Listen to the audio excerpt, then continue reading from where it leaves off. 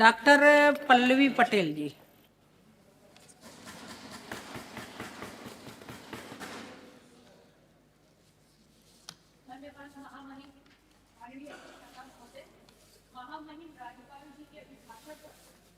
संशोधन प्रस्ताव रखने का आपने मुझे अवसर प्रदान किया।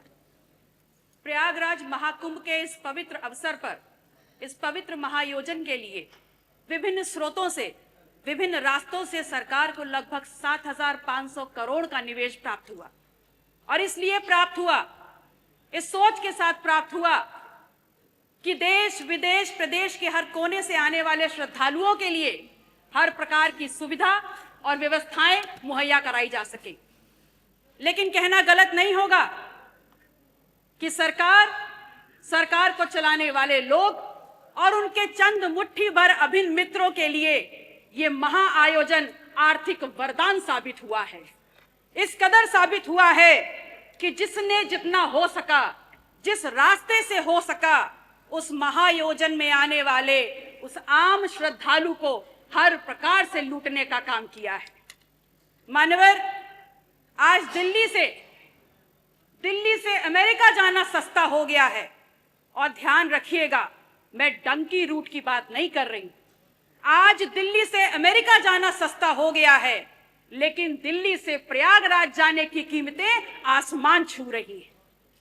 3 लाख करोड़ का आपको राजस्व मिला और उसके बाद भी आम आदमी सुविधाओं के लिए, व्यवस्थाओं के लिए हांफता रगड़ता रोता नजर आ रहा है। मान्यवर, सामाजिक और धार्मिक आयोजन में सरकार ने अपनी तरफ से व्यवस्था की गारंटी ली थी, तो आज सरकार को सामने आकर के इस बात को स्वीकारना होगा कि आप ठीक व्यवस्थाएं दे नहीं पाए। उस महाकुंभ में आई हुई संख्या को अपनी उपलब्धि ना बताएं, क्योंकि उस महाकुंभ में आई हुई जो संख्या है वो भारतीय समाज के धार्मिक चेतना का परिणाम है, वो आपकी उपलब्धि नहीं है। उसका श्रेय लेना बंद करिए, बल्कि प्रमुखता से सामने आकर के जो खामियां हुई हैं, जो अव्यवस्था हुई है, उसको स्वीकारिए और सबक लीजिए कि आगे ऐसा दोहराया ना जाए। मानवर, समता समरसता के तथाकथित संदेश के साथ इस महाकुंभ का आयोजन सरकार ने किया और सरकार इतनी निरंकुश हो गई, सरकार का प्रशासनिक अमला इतना निरंकुश हो गया कि आपने तमाम नियमों को धता बताते हुए वीआईपी कल्चर खेलना शुरू कर दिया और इस कदर उसको आगे बढ़ा दिया कि वहां पर वर्गीय विभेद के कारण अव्यवस्था और वहां पर भगदड़ की भेंट चढ़ गया। आम जन की आस्था, आम जन की भावनाएं के साथ जो खिलवाड़ हुआ है वो महज निंदनीय मात्र नहीं है, बल्कि एक पाप है। और वो पाप इस कदर है कि किसी भी प्रकार से स्वयं मां गंगा भी उसको नहीं धो पाएंगी। कितनी देर में आएगा? आप कह रहे हैं कि विपक्ष धार्मिक आयोजन महाकुंभ पर राजनीति करता है, तो एक छोटा सा सवाल आपसे पूछ रही हूं कि ये बताइए, 22 जनवरी 2025 को जब संपूर्ण मंत्रिमंडल परिषद की वहां बैठक आपने आयोजन की थी, तो क्या आप मंत्रिमंडल के लोगों को ले जा करके वहां भजन कीर्तन करा रहे थे? वो भी तो एक राजनीतिक बैठक थी ना। तो फिर राजनीति विपक्ष कैसे कर रहा है? असल में राजनीति कंप्लीट 100% शुद्ध राजनीति तो आप कर रहे हैं, और उसमें भी इस कदर राजनीति कि आपने वहां पर भी, उस पवित्र स्थल पर भी पिछड़ों को पीछे ही छोड़ दिया। आपका नारा है सबका साथ, सबका विश्वास, सबका विकास।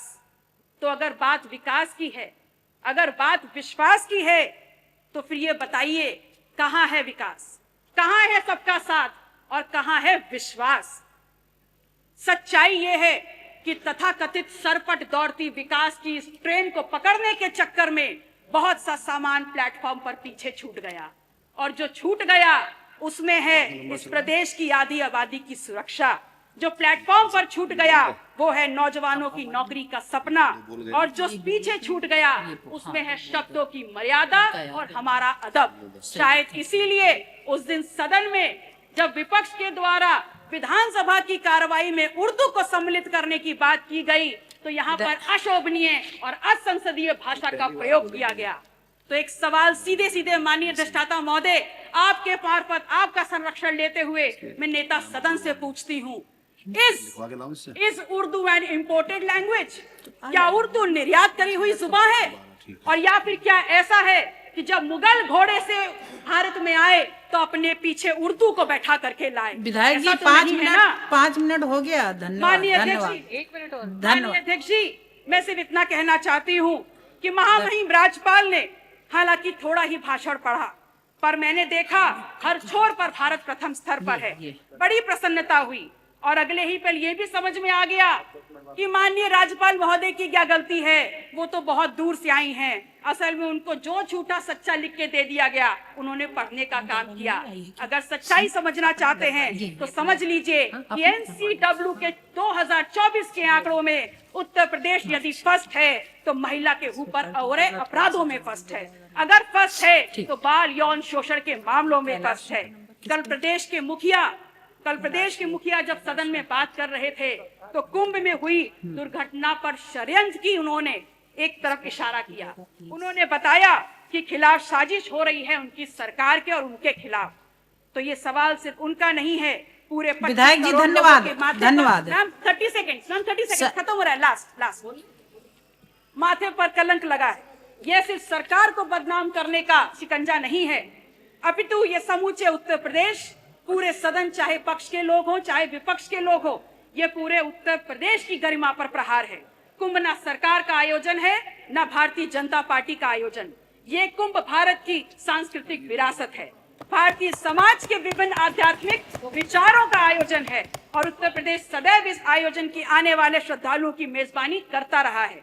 और अंत में मैं सरकार से मांग करती हूँ कि जो लोग भी षड्यंत्र में शामिल हैं उनके नाम सामने लाए जाएं, उनको कठोरतम सजा दी जाए। माननीय अधिष्ठाता महोदय, समय की बाध्यता है, मैं आपसे निवेदन करूंगी कि अपने क्षेत्र सिराथू से संबंधित जितने भी प्रस्ताव हैं मैं टेबल कर रही हूं, कृपया उनको मेरे वक्तव्य के साथ जोड़ने का कष्ट करें। नमो बुद्धाय, जय संविधान।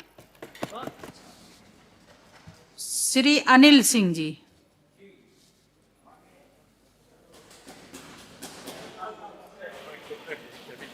वैसे तो अवधि दीदी कहा थे, दीदिया कहा थे, आप उस कुर्सी पे सोजमान हैं। मैं आपको धन्यवाद और बधाई देता हूं कि आप जो है हमको अवसर दिया है आज राज्यपाल जी के अभिभाषण पर धन्यवाद प्रस्ताव के समर्थन में बोलने के लिए। 2-3 बातें पहले रख दी, टाइम कम रहा था। थोड़ा हम लोग शरीर के हेल्दी आदमी है तो टाइम बढ़ा दिया करो, सांस वास लिए में थोड़ा टाइम लागत है दीदिया।